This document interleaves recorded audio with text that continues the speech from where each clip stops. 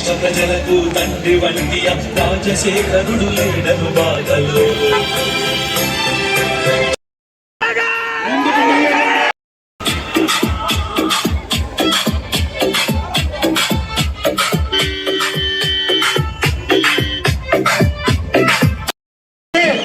జగనన్న ద్వారా లబ్ధి పొందిన కుటుంబాలు మరి ఆ విధంగానే మన అందుబాటులో ఉన్నాడట.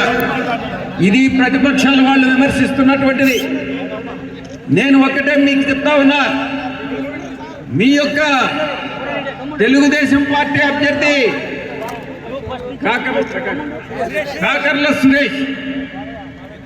కాకర్ల సురేష్ అనే వ్యక్తి ఎన్ఆర్ఐ, నాన్ రెసిడెంట్ ఇండియన్. మీ ఉదయగిరిలో కాదు, ఇండియాలోనే ఉండడం. అటువంటి వ్యక్తి మీకు సేవ చేసేది.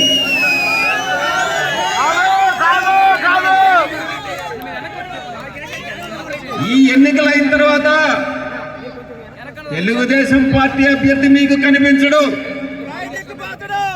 కాబట్టి రాజగోపాల్ రెడ్డి అన్నకి ఓటు వేసి మీకు సేవ చేసుకునేటటువంటి బాధ్యత కలిగించండి అని నేను విజ్ఞప్తి చేస్తా ఉన్నా. ఇక పార్లమెంట్ విషయానికి వస్తే, తెలుగుదేశం పార్లమెంట్ అభ్యర్థి ఒక వ్యాపారవేత్త. ఆయన్ని గత సంవత్సరంలో 365 రోజుల్లో ఎన్ని రోజులు నెల్లూరులో ఉన్నాడో ఒక్కసారి మీరు వివరాలు తీసుకోండి.